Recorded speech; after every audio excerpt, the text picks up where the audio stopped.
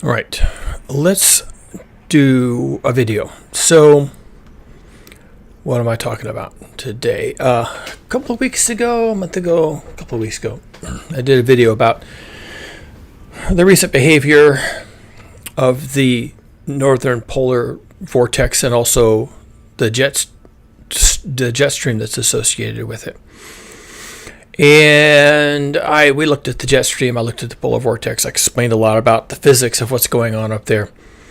And I've been looking at it recently, and just from the situation on the ground here in the U.S., it's obvious that things are still really screwed up. So I'm just coming on here again to bear witness. This is what's happening, folks.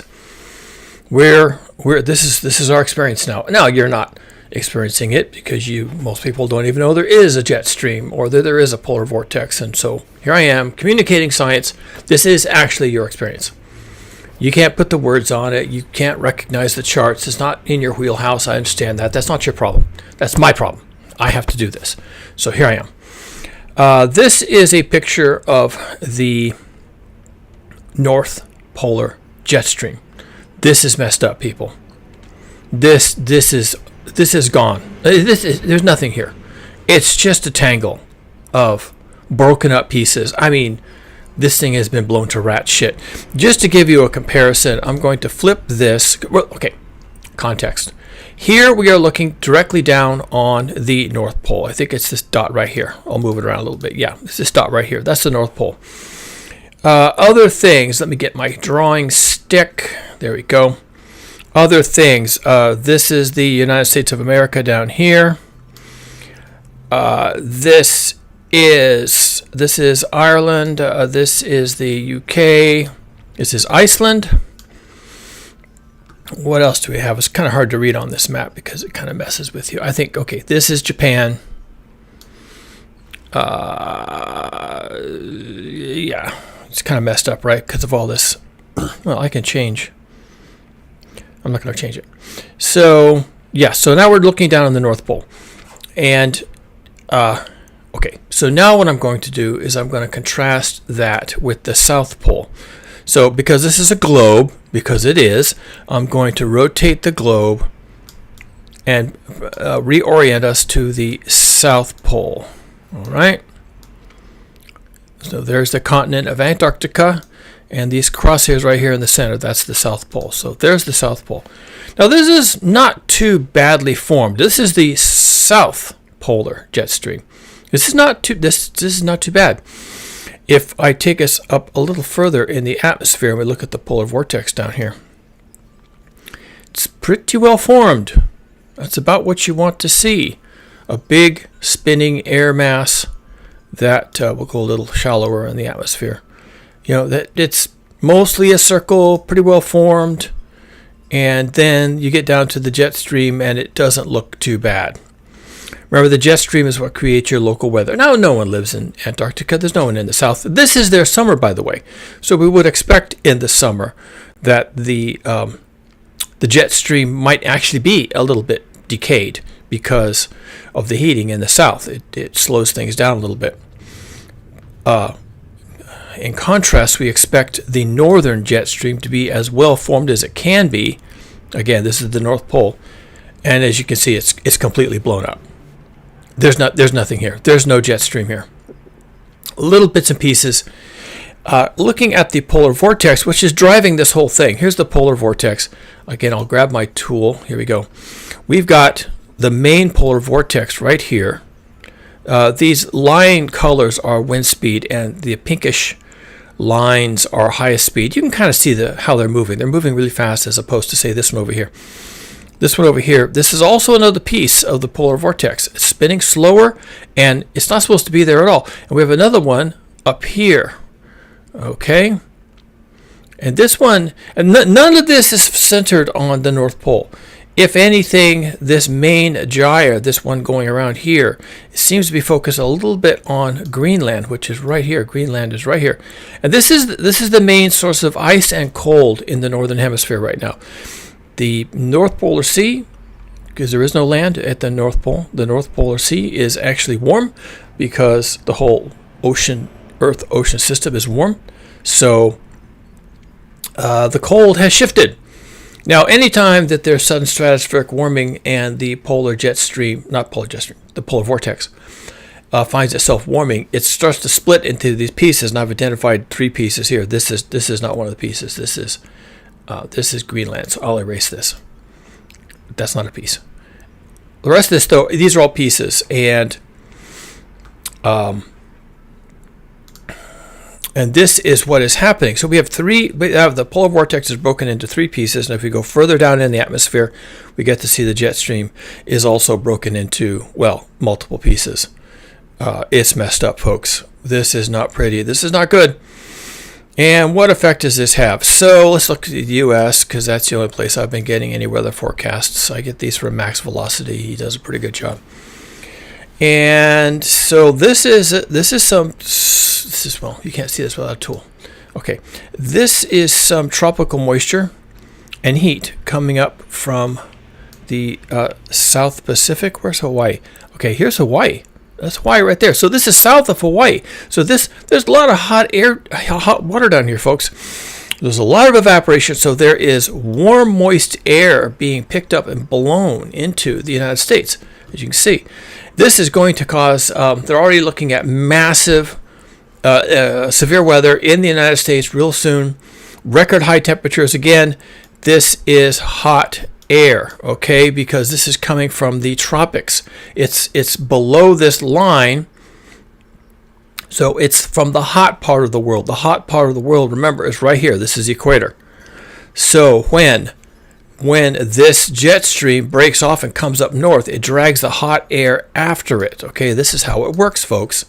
This is just how it works. And up here, when we have the polar jet stream coming down and dragging down and doing all this kind of crazy stuff, this is cold air, and it's being dragged down from the North Pole by the northern jet stream, which is falling apart. So we have right here in this middle part where these two come together. I'll get another color. We'll do it this way. Right here in this middle part is where those two air masses are coming together. This is a disaster, people. This is absolutely not how it's supposed to be, especially not in winter. We're in winter. Dare I remind you, we are in winter.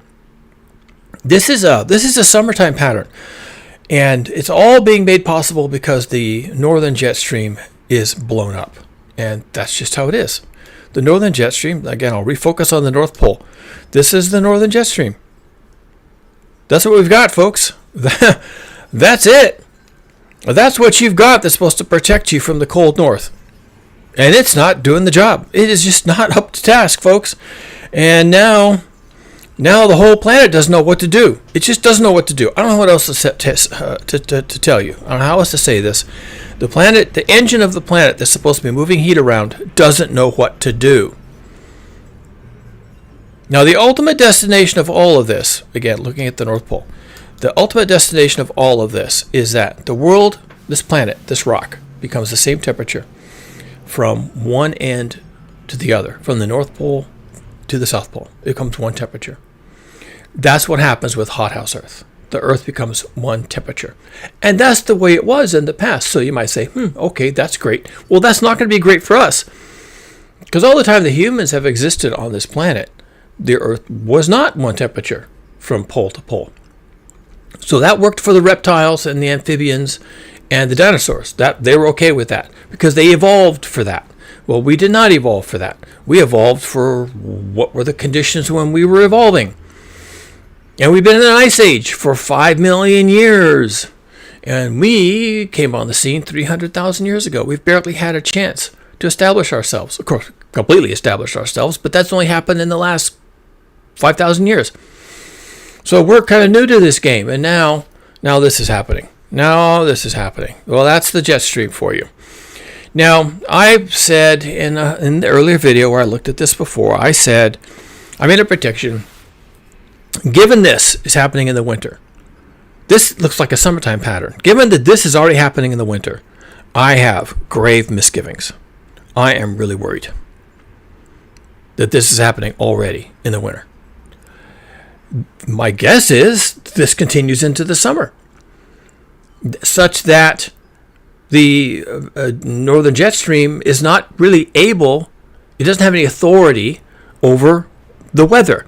And we're going to get hot air masses coming north from the south, from the equator. Now, if you've lived in the equator, the equatorial Africa, equatorial Asia, equatorial South America, then you kind of know what to expect. But, of course, nobody has lived there.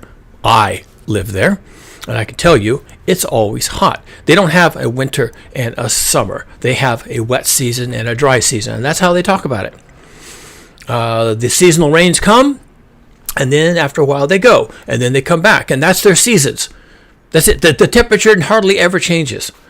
Least of all snow or anything like that. Forget it. So that's what's going to happen to us. As this breaks down, then the equatorial air masses begin to dominate the planet because there's nothing to hold them back. And the heat that's accumulating at the equator wants to get out. And where is it going to go? It's going to go north. And the only thing that kept it from doing that in a big way was the North Polar Jet Stream, which is now blown to rat shit. So connect the dots. I'm not the only one having this thought, by the way. We're going into some kind of an ENSO swing. The ENSO is the El Nino Southern Oscillation. It happens in the South Pacific. It does dominate global weather patterns because the Pacific Ocean is huge, and so whatever happens in the Pacific Ocean has a chance to dominate weather, and it does. We're in the La Nina phase of the ENSO right now. La Nina is a cold pattern, and then it swings. It's not like a pendulum on a clock. It doesn't swing regularly, but it does swing predictably. And so it will swing to the El Nino phase, which is the hot phase. And that's supposed to happen towards the end of 2026, meaning late summer, early fall. We're going to go into the El Nino phase. So this pattern, if this persists, and it's persisting so far through winter, it should break apart and become more of a well-defined pattern. But it's not. It's still broken up. So what should we expect? If this pattern continues into the summer, and then we have an El Nino, then we're going to have, probably, according to me, we're going to have a hot end of 2026, probably into 2027. That means even into winter. Well, someone else just came out. I just was watching a YouTube presentation, and somebody else came out and says, oh, yeah, we're going to be in big trouble at the end of 2026. So I'm not the only one noticing. Okay. Oh, and that guy, he was a climatologist. He had all these charts of figures and all this stuff. And I was like, I kind of figured it out just by understanding the Earth dynamic system. I know what's going on. And apparently other people do too. Surprise, surprise. So this guy got on there and says, yeah, we're going to have a hard time in the end of 2026 and probably into 2027. And I think he said,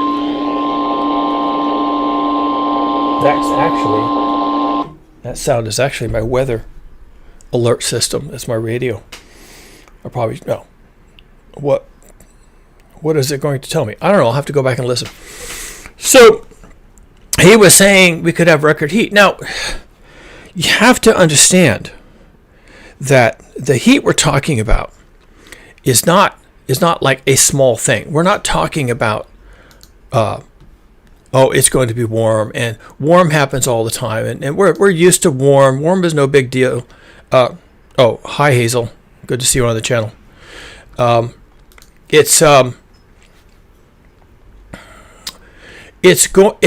We could have heat that in the temperate regions is completely unexpected. Now, Europe has been having some heat waves. The UK has had some heat waves, and the US, at least in the southeast, has been having some pretty serious heat waves, and we've been having them in the winter. The U.S., the only place where I have any real data, right, has been having record heat waves I don't mean last summer, dead of winter. Right now, even as I'm recording this video, what is the date? January 7th, okay? One day after the 5th anniversary of the January 6th attack on Capitol Hill. So, yeah, we got lots of problems here in the U.S. Record heat. is coming for the central and eastern part of the United States of America. Those states have been catching it for about 2 months now, I think. I have to go back and look, but for about 2 months now, they've been catching hell. It goes from record heat. They had a record hot Christmas. It goes from record heat, and then 3 or 4 days later, record cold again. And then 3 or 4 days after that, record heat. And people are beginning to notice. So this is the Bible Belt. This is denial central. They don't believe in climate change. It's all a hoax. Or if it's not a hoax and the Chinese are doing it, or it's the fault of the Indians, or it's sunspots, or it's Jewish space lasers, it's a gish gallop, right? They're all over the place, but they just don't believe it. They don't want to believe it. Well, now they're saying things like, this is weird. What's going on here? Of course, they won't say the dirty words. They won't say maybe Donald Trump was wrong about it being a hoax. They won't say that because that's not where they're going to go. They will never go there. But I don't need them to. I don't need them to go anywhere. I don't need them to save themselves because they can't. I don't need them to do any work. I don't need them to do any inside work because they can't save themselves. Period. That's where they're at, and that's where they're going to stay. So they're noticing. Okay. They don't need me to tell them what's happening. They're noticing. So, my prediction still is that the people who are noticing these terrible swings in the air masses, which is what these are. This isn't even weather anymore, people. This is atmospheric physics. This is huge air masses moving from the north into the south and then being replaced by another huge air mass moving from the south into the north. Okay, this is planetary physics. This is the wheels coming off.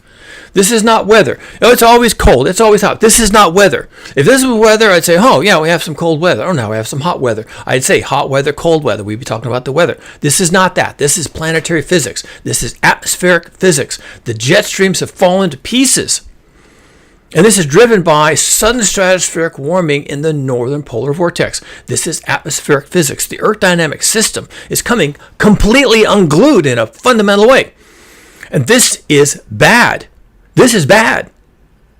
And it's manifesting in weather, record heat 1 week, and then 3 days later, record cold, and then 4 days after that, record heat comes back at the same zip code. All this stuff is happening in the same location. And people are stripping off the blankets off their bed because it's too hot at night, and they have to put them all back on again. This is the same household. This is the same place. And the prediction is that when the ENSO does another swing, as it does periodically, into the hot phase, which is going to do, it looks like, towards the end of 2026 and into 2027, at least some part of it, then we're in big trouble. Wife just came back. Went out for her walk. How big is the trouble going to be? Well, that's hard to say. We're getting record heat right now from the equator, bursting into the lower 48 states from the south. Record heat. Oh, and torrential rains here in California associated with the same phenomenon. It's the same stuff. Does that extend into the summer? Does that extend into the fall? Could get worse. Could be terrible. Could be horrific. I don't know. But everybody needs to start paying attention. Paying attention to this. The system is sending signals. The Earth dynamic system is trying to communicate with us in the only way it knows how, which is through the weather. You will see it as weather. You will interpret it as weather. You will say the weather's doing this. The weather's weird. The weather is off the rails. Whatever you're going to say about the weather. But it's not the weather. It's the Earth system engine tearing itself to pieces and manifesting that in the weather. Pay attention to the weather, folks. You need to start paying attention to the weather. Because this, where is it? Here it is. This is not good. This is bad news right here, folks. This is bad news, and I know that's hard to put in context. I know that's hard to understand. If you're not watching this stuff all the time, which I don't do, by the way, I'm just becoming increasingly alarmed with the passage of time. But I'm telling you, this is not right. This is messed up. This is wrong, and I don't see how this ever gets fixed, ever. ever is fixed. Global heating is here. Global heating continues. It gets worse with every passing day. And you may not notice it from day to day, but you'll definitely notice it from year to year. And when every year they tell you the same thing, well, this was the hottest year on record in the last 500 years or whatever they have records for, then you're going to have to remember that that's what I've been telling you. This only goes one direction now, people, and it's headed towards hothouse Earth, where it's one temperature from the North Pole all the way to the South Pole. And what kind of a planet is it that we're living in then? Well, we may not be living there. We may be dead there, because that's your other opportunity. You're just not alive. Think about that. What can you do? Buckle up, I guess. It's going to be a rough ride. And as I like to say, your biggest responsibility is to survive. Find a lifeboat, whatever that means for you in your area. Prepare to live underground.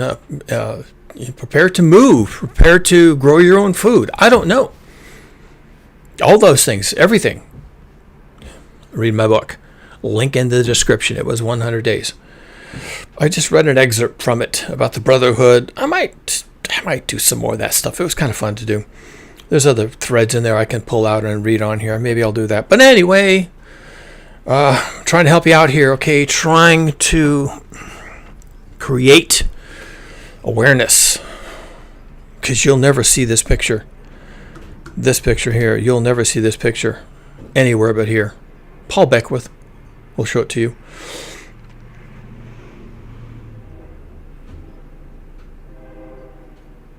This is bad. This is really bad. Don't die.